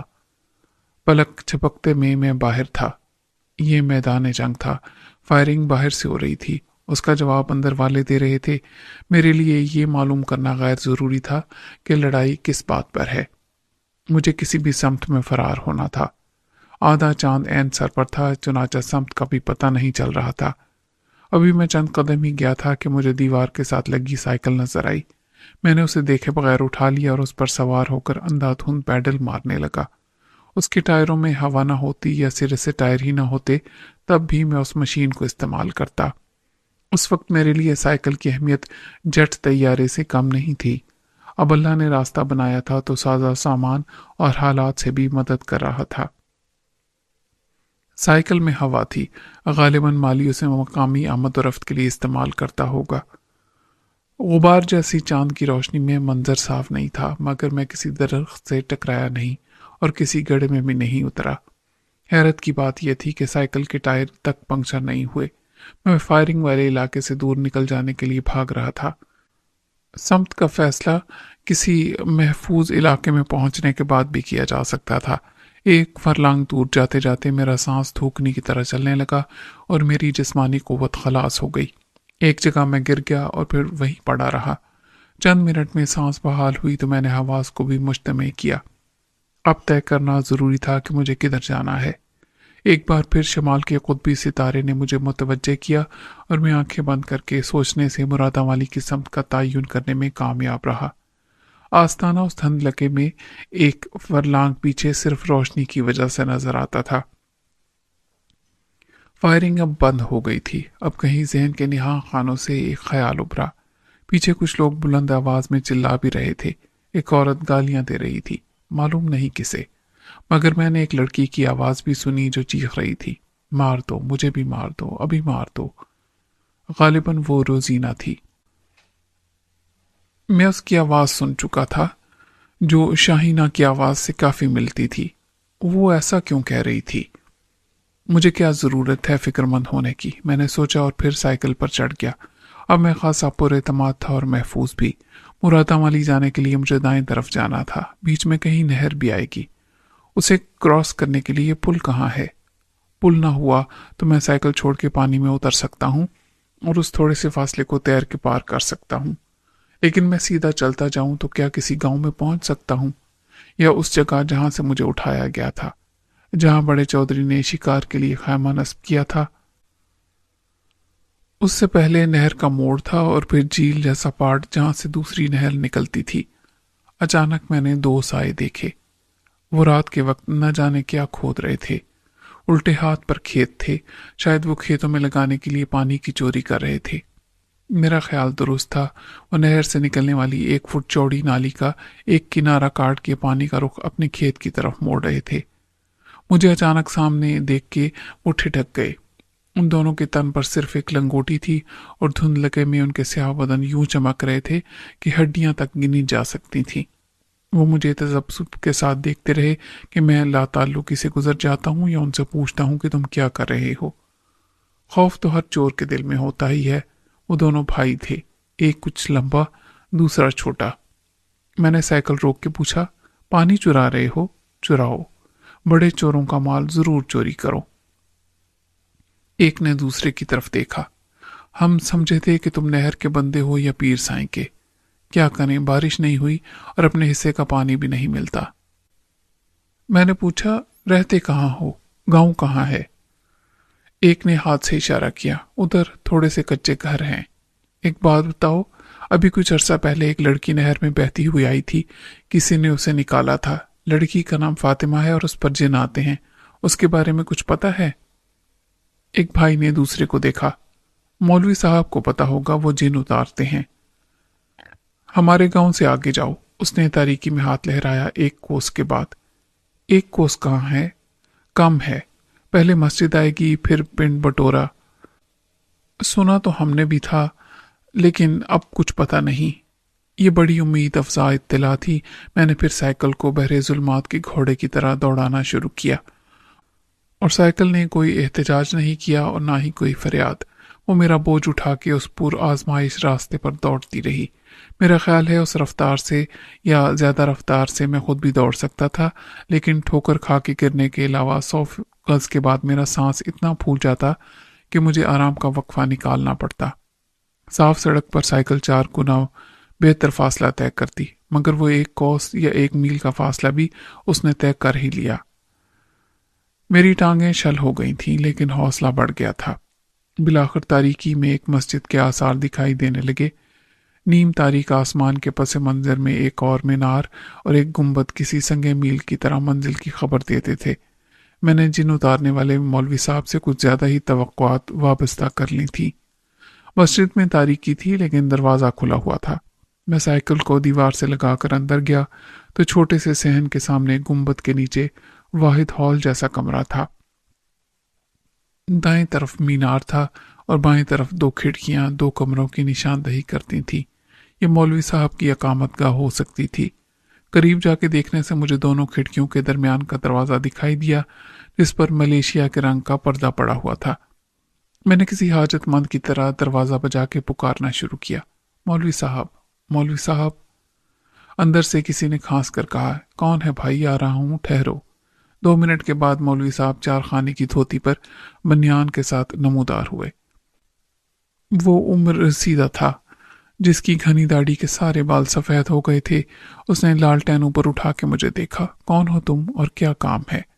मैंने तमाम आजिज़ी अपनी आवाज में समो के कहा, मौलवी साहब, आधी रात के बाद जगाने की माफी, लेकिन मैं बड़ी दूर से आया हूं, धक्के खाता। मुझे किसी ने बताया था कि आप मेरी मदद कर सकते हैं। ओहो, मदद से पहले मसला तो बताओ। मैंने तकरीबन रो के कहा, हुजूर, मुझे अपनी घरवाली की तलाश है। ला हौले वला कुव्वत। किसने कहा है कि वो मेरे पास मिलेगी? वो बरहम हो गए। नहीं जनाब अली, ये बात नहीं। हम कुछ अरसा पहले नहर के पुल पर से गुजर रहे थे। मैंने हाथ लहरा के पुल की समत इशारा किया। उधर मुरादामाली के पास गाड़ी नहर में गिर गई। مجھے کسی نے بچا لیا۔ اس وقت سے میں فاطمہ کو ڈھونڈ رہا ہوں۔ یہ میری گھر والی کا نام ہے، اور پتہ چلا کہ اسے بھی کسی نے بچا لیا تھا ڈوبنے سے۔ وہ آس پاس کے کسی گاؤں میں ہے، لیکن اس پر جن آنے لگے ہیں۔ اس کو پیر اظہر علی کے آستانے پر بھی لے گئے تھے۔ وہ بڑے دھیان سے میری بات سن رہا تھا، جس سے اندازہ ہوتا تھا کہ میری بات نے اس پر اثر کیا ہے، یا میری اداکاری نے، جو کہ ایک حرما نصیب شوہر کے جذبات کی ترجمانی تھی۔ اس نے اقرار میں سر ہلایا۔ ادھر تو نہیں، لیکن الٹے ہاتھ ایک کوس پر جو گاؤں ہے، چک نمبر 27 TR، وہاں ساون خان ہے۔ اس نے لڑکی کو نکالا تھا۔ ساون خان؟ مجھے اس کا پتہ بتائیں، میں نے بےتابی سے کہا، جیسے وہ مکان اور گلی نمبر بتائے گا۔ یہی پتہ ہے، ادھر جا کے معلوم کر لینا۔ ساون خان موچی ہے۔ اس دن شہر سے لوٹ رہا تھا اور نہر کے کنارے پر دم لینے رکا تھا کہ اسے فاطمہ نظر آ گئی۔ رب کے کھیل نرالے ہیں، جسے چاہے وسیلہ بنائے۔ ساون خان کے دھی پتر کوئی نہیں، بندہ ہمت والا ہے۔ فاطمہ کو اٹھا کر گھر لے گیا۔ اس لڑکی پر جن آنے لگے تو یہاں لایا تھا 1 مہینے پہلے، پھر ادھر لے گیا درگاہ پر۔ میں نے مولوی صاحب کے دونوں ہاتھ تھام لیے۔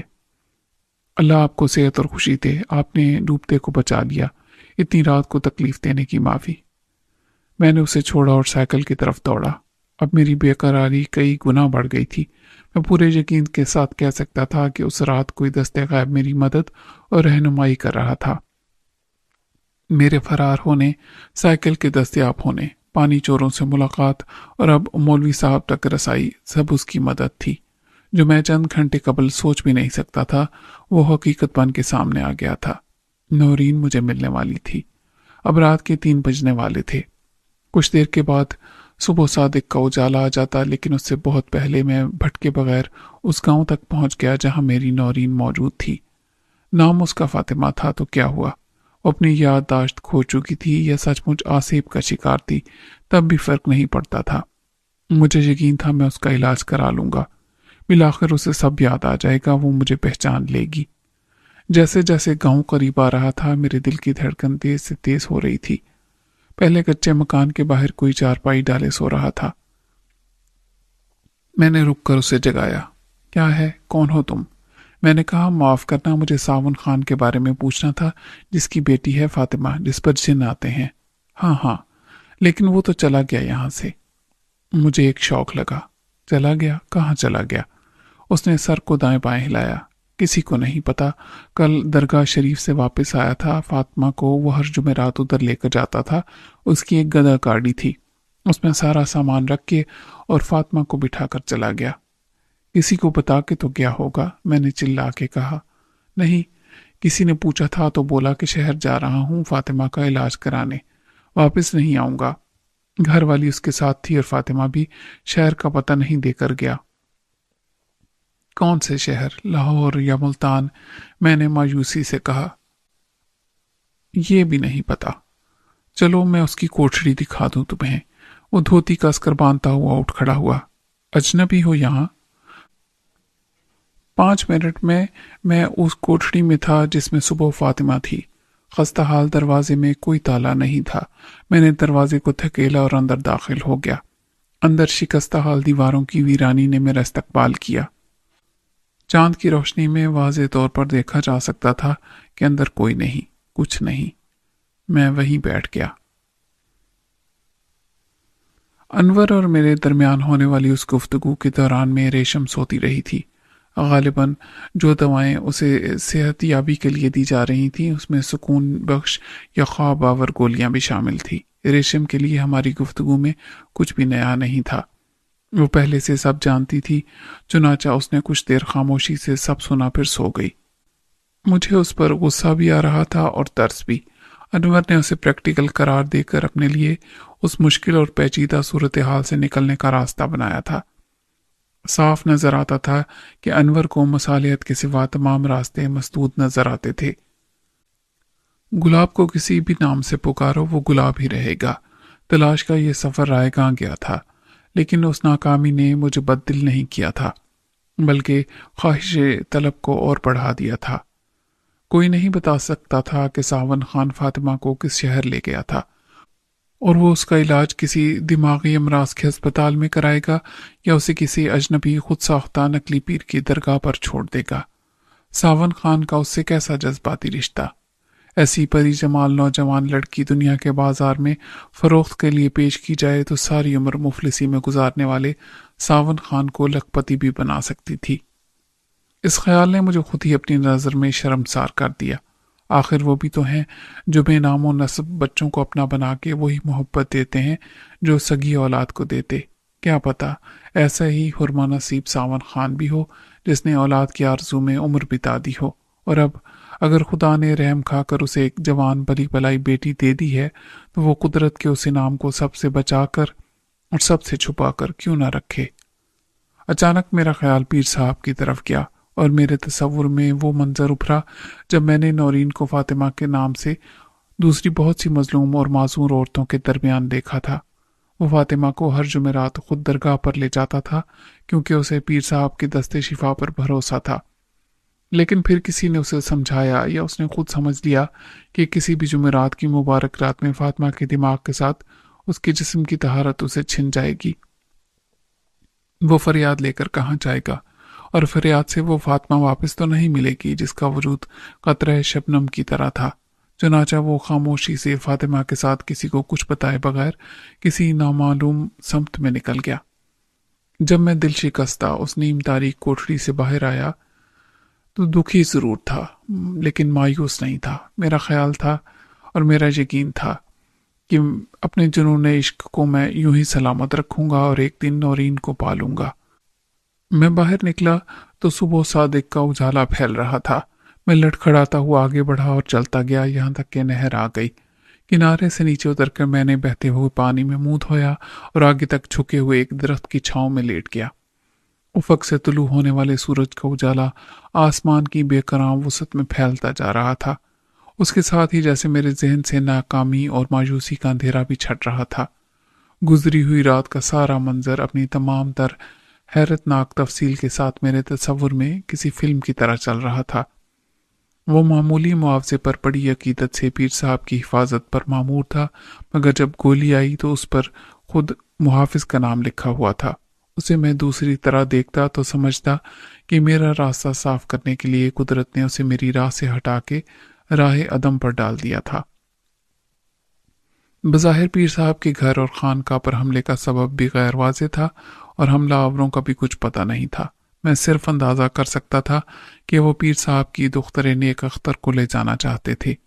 روزینہ کے متعلق مجھے خاندانی ذرائع سے معلوم ہوا تھا کہ وہ اکبر سے منسوب تھی کیونکہ وہ خود بھی چھوٹی تھی، اور اب وہ انور سے شادی کرنے پر کسی طرح رضامند نہ تھی جو عمر میں اصل منگیتر سے بڑا تھا۔ مجھے اندازہ نہیں تھا کہ اب شاہینہ کے دل میں انور کے لیے تمام عمر پرورش پانے والی محبت کا کتنا اثر باقی ہے، اور کہاں تک وہ اکبر جیسے شوہر کی طرف اپنے جذبات کا رخ موڑنے میں کامیاب ہے۔ لیکن روزینہ کے بارے میں شک شبے کی کوئی گنجائش نہیں تھی۔ وہ اس تبادلے کے حکم کو مسترد کر چکی تھی، اور شاید یہ اس لیے بھی ممکن ہوا تھا کہ اسے کسی اور نے پسند کر لیا تھا۔ یہ والدین کے حکم پر کی جانے والی ازدواجی محبت نہیں تھی۔ کسی ماموں ذات نے روزینہ کو دیکھ کر اور جان کر اور اپنے دل کے ہاتھوں مجبور ہو کر اظہار محبت کیا تھا، اور یقیناً وہ اس قابل سمجھا گیا تھا کہ روزینہ خود بھی اس سے محبت کرے۔ یہ انہونی بات ہو گئی تھی۔ مجھے اس ماموں ذات کے نام کا بھی پتہ نہیں تھا۔ یقیناً وہ جاگیرداروں کا ہم پلہ بھی ہوگا، دولت میں بھی اور طاقت میں بھی۔ پیر صاحب نے مجھے عملی زندگی کا درس دے کر ثابت کیا تھا کہ اس عمر کی محبت صرف فلموں میں ممکن ہے، ورنہ میں نے ان سے کہا تھا اور نہ انہوں نے اعتراف کرنا ضروری سمجھا تھا کہ روزینہ اب کسی اور کی محبت میں مبتلا ہے، اور اسی شادی کی آرزومند بھی۔ یہ اس عالی نسب باپ کی خاندانی عزت کا مسئلہ تھا۔ اگر روزینہ کو چاہنے والے ماموزات نے اس کا ہاتھ مانگا تھا تو یہ معاملہ وہیں دبا دیا گیا تھا۔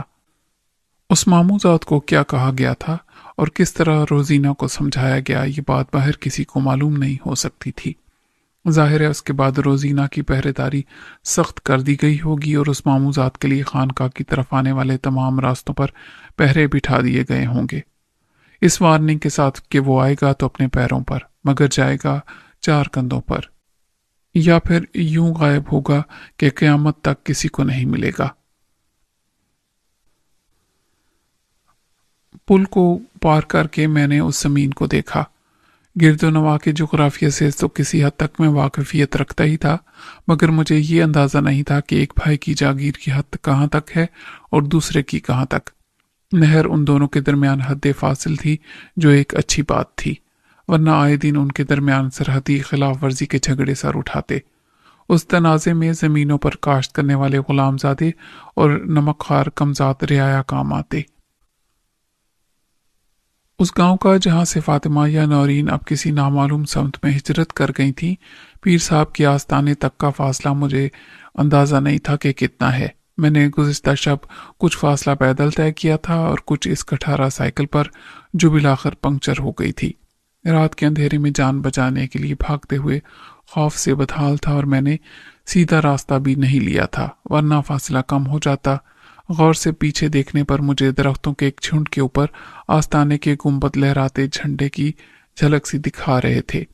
शायद ये 1 किलोमीटर का फासला था। नहर के दूसरे किनारे पर उतनी ही मुसाफत पर चौधरियों की हवेली होगी। मैं चलने ही वाला था कि मुझे एक देहाती अपनी तरफ आता दिखाई दिया। उसके हाथ में गन्ना था, जो वो अपने मजबूत दांतों से छील छील कर चूस रहा था। मेरे करीब से गुजरते हुए उसने सवालिया नजरों से मुझे देखा। उन बस्तियों के मकीन कई नस्लों से यहाँ आबाद थे और एक दूसरे को सूरत से ही नहीं, नाम से भी जानते थे। उनके लिए मैं अजनबी था, मगर न जाने क्यों उसने मुझसे कोई सवाल करना जरूरी नहीं समझा। वो चंद कदम दूर ही था कि मैंने उसे रोका। बात सुनो, तुम यहाँ के रहने वाले हो, इस गांव के?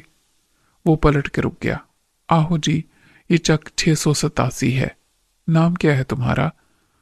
मैंने अपना दोस्ताना रवैया कायम रखा ताकि उसे तफ्तीश का शुबा न हो। नूर मोहम्मद, उसने बिला तज़ब्ज़ुब कहा। तुम सावन खान को जानते हो? इसी गांव का रहने वाला था। वो सोच में पड़ गया। सावन खान जो जेल में था, अभी 2 साल हुए छुट कर आया है। मैंने कहा, यह तो मुझे मालूम नहीं, हुलिया बता सकता हूँ। मेरी बात पूरी होने से पहले ही उसने गन्ना चूसना मुलतवी किया और उसे किसी बंदूक की तरह कंधे पर रख लिया। वही जी, आप क्यों पूछते हो? मैंने कहा, मैं उससे मिलने आया था, मालूम हुआ वो गांव से चला गया है। चला गया है? कहाँ चला गया है? वो इस इंकिशाफ पर हैरान हुआ। ये तो कोई नहीं जानता। परसों रात वो खामोशी से निकल गया था। उसके घर में भी कोई नहीं था, मैंने देख लिया। तुम क्या जानते हो उसके बारे में? वो सोच के बोला, आप मामा से पूछो, मेरे मामा से, उसको सब पता होगा। क्या वो दोस्त थे? दोस्त बन गए थे, फिर एक साथ जेल में रहे थे। मामा पहले आ गया था जेल काट के। मैंने कहा, उनका जुर्म क्या था नूर मोहम्मद? देखो जी, मुझे मालूम नहीं आप कौन हो और ये सब मुझसे क्यों पूछ रहे हो। मैं वही बता सकता हूँ जो सुना। उन्होंने सबको तंग किया हुआ था, मिलके चोरियां करते थे। क्या चुराते थे? मैंने हैरानी से कहा। किसी की मुर्गी, किसी की बकरी, एक बार गाय भी ले आए थे कहीं से और उसे काट के गोश्त शहर में बेच दिया था। मैंने देखा कुछ नहीं, सिर्फ सुना है। उधर निक्की कुम्हारन रहती है, उसके साथ। वो रुक गया। मैंने उस दिलचस्प केस की तफसील जानने की कोशिश नहीं की, वरना वो बातूनी शख्स सुनी सुनाई बातों को चश्मदीद बना देता। पकड़े क्यों गए थे आखिरी बार, जिसकी वजह से उन्हें जेल हुई? उसने फिर कहा, झूठ सच रब जाने। ये जो निक्की है ना, बड़ी बदजात है। जब से उसका खसम जानू कुम्हार सांप के काटने से मरा, उसने अपना काम छोड़कर ये काम शुरू कर दिया है। बर्तन भांडे बनाती नहीं, रहती ठाठ से है। जानू के साथ थी तो ऐसे कपड़े भी नहीं पहनती थी। मामे को घर वालों ने निकाल दिया था, वो सावन के साथ रहता था। सावन की घरवाली चौधरियों की हवेली में रहती थी, उधर से कहीं चली गई। दोनों का काम धंधा कोई नहीं है। निक्की उनसे पैसे मांगती थी अपने, पता नहीं कितना उधार था। उन्होंने वादा किया कि इस मर्तबा ईद पर उसे चांदी के कड़े लाकर देंगे। सावन की बीवी ने रास्ता बताया था। ये चौधरी की भैंस लेने गए थे, पकड़े गए। सुना है खुद सावन की बीवी ने पकड़वा दिया था। फिर जेल तो जाना ही था। मामा गया 3 साल के लिए अंदर। सावन ने 5 साल जेल काटी। वो खुद ही रुक गया तो मैंने कहा, चलो ये तो उनके जाती मामलात हैं, उन्होंने जैसा किया वैसा भुगत लिया। मुझे सावन के बारे में मालूम करना था, उसके रिश्तेदार भी तो होंगे यहाँ। उसने इकरार में सर हिलाया। सावन से कोई नहीं मिलता था, जैसे मामा से कोई नहीं मिलता। तुम्हारा ये मामा शादीशुदा है? लो जी, उसे कौन अपनी बेटे देगा। ये जो निक्की कुम्हारन है, उसकी एक छोटी बहन थी, वो राजी थी शादी पर, लेकिन निक्की को पता चला तो उसने इनकार कर दिया। ये तो नहीं हो सकता जी कि बड़ी बहन के बाद छोटी से। मैंने कहा, कितनी उम्र होगी तुम्हारे मामा की? और सावन की? ये तो पता नहीं जी, आप खुद मामे से मिलके जो पूछना है पूछ लो। मुझे पता है इस वक्त वो कहाँ होगा, मगर मेरा नाम मत लेना आप। मैंने पीछे चलते हुए उससे कहा, मैं उधर चौधरियों की हवेली में रहता हूँ, उनका मेहमान हूँ। वो एकदम रुका और पलटकर मुझे यूं ये देखने लगा जैसे आखिरी बात कहते ही मेरे सर पर सींग निकल आए हों। आप चौधरियों के मेहमान हो? हाँ, कभी मौका मिले तो मेरे पास आना। लो जी, उधर कौन जाने देगा मुझे। वो फिर से चल पड़ा। तुम मेरा नाम लेना, कहना मलिक सलीम अख्तर ने बुलाया था, फिर कोई नहीं पूछेगा। उसके पीछे पीछे मैं गांव से बाहर निकल के एक ट्यूबवेल पर पहुंचा। एक तरफ आम के दरख्त एक जंगल की तरह फैले हुए थे, दूसरी तरफ हमवार जमीन पर फसल पकने के करीब थी। ट्यूबवेल बंद पड़ा था और एक कच्चे पक्के कमरे के बाहर बान की चारपाई पड़ी थी। मुझे यहाँ तक लाने वाला 100 कदम पीछे दरख्तों की ओट में रुक गया था। उसने कहा था मामा यहाँ सो रहा होगा। मैंने बगैर दरवाजे की कोठरी में झांक कर भी देखा, लेकिन अंधेरे उजाले में मुझे ट्यूबवेल से पानी खींचने वाली मोटर और पंप के सिवा कुछ दिखाई न दिया। नूर मोहम्मद ने अपने मामे का नाम रशीद उर्फ शीदा पापी बताया था। पापी उसका तखल्लुस था, गालिबन अपने अमाल के बायस उसे यह खिताब दे दिया गया था। नूर मोहम्मद जो किसी दरख्त की ओट से देख रहा था, अचानक मेरे करीब आ गया। वो तो बड़ी देर से सो के उठता है, सुबह सुबह कहीं निकल गया है। मैंने कहा, चलो मैं उससे बाद में मिल लूंगा। ये तो तुम भी बता सकते हो कि ये सावन बुढ़ा है या जवान, तुम्हारे मामे की तरह। मामे से बड़ा ही होगा, बुढ़ा नहीं कह सकते, 40 साल के बंदे को। अच्छा, उसकी शादी के बाद कोई बेटी थी? वो हंसने लगा। घर वाली रहती थी चौधरियों के घर में, तो बेटी कहाँ से होती। तुम आदमी समझदार हो। सावन कहता है उसकी एक बेटी फातिमा है, उस बेटी की उम्र की होगी 20 साल से ऊपर। उसने सोच के कहा, हो सकती थी मगर हुई नहीं। न बेटा न बेटी। अब तो उसकी वोटी भी पता नहीं कहाँ है। पहले चौधरी असगर के मुंशी से शादी कर ली थी। सावन ने तलाक दे दी थी उसे। वो तो कहता था कि नहीं दी, पकड़े जाने के बाद, मगर उसने कहा कि कमीना बकवास करता है, मुंशी के सामने तलाक दी थी। मुंशी ने गवाही दी कि वह सच कहती है। जब ये जेल में था तो वो पता नहीं कहाँ चली गई और किसके साथ, वरना 2-4 साल बाद हवेली में गुजार के वापस आ जाती हैं, सब अपने अपने घर, अगर वो चौधरियों को पसंद आ जाएं। नूर मोहम्मद मिली जुली पंजाबी और सराय की जुबान बोल रहा था। ये जगह मुल्तान और लाहौर के दरमियान थी, चुनाचा यहाँ पर दोनों शहरों के तहजीबी असरात नजर आते थे। नूर मोहम्मद ज्यादा तालीम याफ्ता नहीं था, मगर ज़हीन था। उसने मेरे सवालों के जवाब देते हुए मुकामी माशरत का जो नक्शा पेश किया था, वो तबकाती फ़र्क की सही अक्कासी करता था। नूर मोहम्मद, ये कौन बता सकता है कि सावन खान अचानक घर और गांव छोड़ के क्यों गया, और वो शहर गया है तो किधर, मुल्तान या लाहौर? उसका वहां कौन है? ये तो पूछना पड़ेगा जी।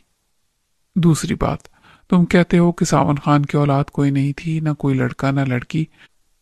फिर वो जिस लड़की को अपने साथ लिए फिर रहा है, वो कौन है, कहाँ से आई है? वो फातिमा को पीर अजहर अली के आस्थाने पर भी ले गया था, ताकि उस पर जिन्नात का जो असर है खत्म हो जाए। परसों रात फातिमा वहीं थी। कल किसी वक्त सावन खान उसके साथ वापस आया और किसी को कुछ बताए बगैर गांव से चला गया। अगर तुम ये सब मालूमात हासिल करके मुझे बताओ तो तुम्हें इनाम मिलेगा। कैसा इनाम? उसका चेहरा तवक्कुआत की तस्वीर बन गया। मैंने सोच के जवाब दिया, 1000 रुपये। मेरा ख्याल था कि उस गरीब और कुछ न करने वाले लड़के के लिए इतनी बड़ी रकम का लालच काफी होगा, मगर उस पर खुशी की कोई रोशनी न फैली। उसने चंद सेकंड के तवक्कुफ से कहा, आप मुझे कोई काम नहीं दिला सकते? काम? क्या कर सकते हो तुम? मैंने 10वीं पास की है जनाब, काम जो मिल जाएगा कर लूंगा। मैं दूसरों की तरह खेतों में हल नहीं चला सकता और फसल को पानी लगाने या काटने जैसा काम नहीं कर सकता, जो मेरे भाई, बाप और चाचा सब करते हैं। वो समझते हैं पढ़ लिख के मेरा दिमाग खराब हो गया है। सोचता हूँ लाहौर चला जाऊं, दिन में कोई भी काम करूं, रात को पढ़ूं। आप मेरी मदद कर सकते हो? मैंने उसके कंधे पर थपकी दी और उसे अपने साथ चारपाई पर बिठा लिया। जो तुम चाहते हो मुश्किल नहीं, मैं जरूर तुम्हारी मदद करूंगा, लेकिन पहले खुद को इनाम का मुस्तहिक साबित करो। मुझे उस लड़की के बारे में मालूम करना है जिसको आजकल सावन फातिमा के नाम से अपने साथ लिए फिर रहा है। वो लड़की उसे कहाँ मिली? उसका असल नाम कुछ और है। वो हैरानी से मेरी सूरत देखने लगा। आप ये सब कैसे जानते हो? अभी मैंने ये सब नहीं बताना। मुझे देखना है कि तुम किस हद तक भरोसे के काबिल हो। अब तस्दीक हो गई है कि फातिमा उसकी बेटी नहीं हो सकती, फिर वो सावन को कहाँ मिली, कैसे मिली? बात यह है कि लड़की को कुछ याद नहीं, अपना असल नाम भी याद नहीं। क्या असल नाम है उसका असल में? मैंने कदरे तजब्जुब के बाद कहा, नौरीन। अब ये मत पूछना कि नौरीन से मेरा क्या रिश्ता है और मैं उसे क्यों तलाश करता फिर रहा हूं। फातिमा को ये सब क्यों याद नहीं कि वो कौन है? उसके साथ एक हादसा हुआ था। तुमने सुना होगा कि उधर जहां नहर के ऊपर लाहौर जाने वाली सड़क का पुल है, वहां एक हादसा पेश आया था। बहुत ज्यादा पुरानी बात नहीं, 4-5 महीने पहले। एक बस दरिया में गिर गई थी। नूर मोहम्मद को कुछ याद आया। मैंने उसे दुरुस्त नहीं किया कि वो एक डबल कैबिन पिकअप थी। हाँ, कुछ मुसाफिर डूब गए थे। नौरीन को भी मैंने बहुत तलाश किया था मगर वो नहीं मिली। मेरा ख्याल था कि वो डूब के मर गई, लेकिन 2 दिन पहले मैंने आस्ताने पर फातिमा को देखा तो मेरा ख्याल बदल गया। मुझे मालूम हुआ कि वो किसी सावन खान की बेटी है। मैंने उससे बात की और उसे बहुत याद दिलाया कि वो नौरीन है, मगर उसको कुछ याद नहीं आया। वो पागल नहीं है, बस भूल गई है सब कुछ। नूर मोहम्मद ने हैरानी का इजहार किया। ये कैसे हो सकता है? ऐसे हो जाता है, ये बीमारी भी होती है और सर की चोट हो तो ये हो सकता है। मालूम होता है तुम फिल्में नहीं देखते, वरना तुम्हें मालूम होता। फिल्में देखने के लिए लाहौर जाना पड़ता है या मुल्तान, और अब्बा कहता है उससे ईमान खराब होता है। मेरा नाम याद है ना? मलिक सलीम अख्तर। उधर आओगे तो मेरे नाम पर तुम्हें कोई नहीं रोकेगा। याद रखना कि तुम्हें 2 काम करने हैं। एक, मालूम करना है कि फातिमा को सावन खान कहाँ से लाया और कैसे। दूसरे ये कि अब वो कहाँ जा सकता है, कहाँ मिलेगा। किसी को मालूम ना हो कि तुम ये काम किसके लिए कर रहे हो। आप भरोसा रखो जी, और अपना वादा भी याद रखो, वो पुरजोश लहजे में बोला। जब मैं फिर नहर के पुल पर से गुजरा तो बहुत पुरुम्मीद था। नूर मोहम्मद मेरे साथ आना चाहता था, मगर मैंने उसे रोक दिया। अभी तक किसी ने तुम्हें मेरे साथ नहीं देखा। कोई शक नहीं कर सकता कि तुम ये पूछगछ मेरे लिए कर रहे हो। उस वक्त तक सूरज काफी बुलंद हो गया था। इधर उधर के लड़के अपनी भैंसों के साथ खुद भी नहर में नहाने आ गए थे। पुल की ऊंचाई ज्यादा नहीं थी। वो 6-8 साल से 12-14 साल के लड़के थे और उस नहर ने उन सबको माहिर स्विमर बना दिया था। वो हर तरह से उस खेल को एंजॉय कर रहे थे। आधे घंटे की मुसाफत तय करके मैं हवेली में दाखिल हुआ तो अंदर एक गैर मामूली पूरा सेब और मातमी सन्नाटा महसूस हुआ। सब अपने अपने कमरों में थे। हालांकि नाश्ता खत्म होने के बाद रोजमर्रा जिंदगी के मामूलात की गहमा गहमी शुरू हो जाती थी। मैं कुछ देर मुंतजिर रहा कि कोई नजर आए तो उससे हवेली की खाना वीरानी का सबब पूछूं। तवक्को मुझे ये थी कि हवेली में कदम रंजा फरमाते ही मुझे हर तरफ से घेर लिया जाएगा और हर शख्स मुझसे मेरी पुरस्रार गुमशुदगी और उसके बाद पेश आने वाले वाकयात की तफसील जानना चाहेगा। मेरे बेडरूम का दरवाज़ा बंद था, मगर लॉक नहीं था। अंदर दाखिल होने से पहले मैंने एक खादिमा को इशारे से बुलाया। किचन में जाके किसी से कहो कि मेरे लिए नाश्ता लाए। जी साहब। खादिमा जाने के लिए मुड़ी। और देखो सब लोग कहाँ हैं।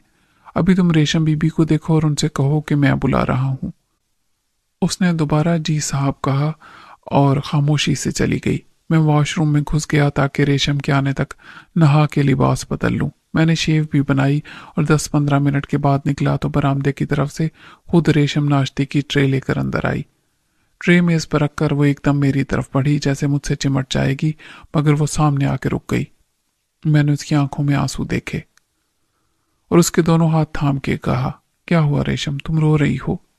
वो भराई हुई आवाज में बोली, मुझसे पूछते हो क्या हुआ? 3 दिन से तुम कहाँ थे? यहाँ सब कितने परेशान थे। मैंने नरमी से उसके शानों को छुआ और उसे बिठा लिया। अभी बताता हूँ। क्या तुम्हें मालूम नहीं कि मुझे अगवा कर लिया गया था? मालूम है, बड़े चौधरी साहब ने बताया था। मैंने हैरानी से कहा, उन्हें मालूम था कि मुझे अगवा किया गया है? नहीं, ये तो नहीं। जब वो शिकार के बाद वापस आए तो तुम वहां नहीं थे। वो बहुत देर इंतजार करते रहे। जब रात होने लगी तो खुद डॉक्टर जलाली उस वैन को चला के लाए। उस वक्त वो नाराज भी थे और हैरान भी कि यूं किसी को कुछ बताए बगैर तुम किधर निकल गए। किसने अगवा किया था तुम्हें? वो अपने आली मर्तबत पीर अजहर अली शाह ने। वो दम बखुद रह गई। पीर साहब ने? क्यों? इस क्यों का जवाब मैं दूंगा। पहले तुम ये बताओ कि हवेली में ये खामोशी और उदासी का माहौल क्यों है? रेशम ने एक गहरी सांस ली। तुम मुराद को जानते हो? मैंने नफी में सर हिला दिया। मैं सिर्फ वही मुराद को जानता हूं जो दुनिया से नामुराद उठ गया था, सिकंदर की तरह खाली हाथ। वो शाहीना भाभी का मामूजाद था। रोजीना से शादी करना चाहती थी। रेशम ने एक ठंडी सांस ली। आई सी, वो था मुराद। क्या हुआ उसे? मैं चौकन्ना हो गया। कल रात वो मर गया, या शायद मार दिया गया।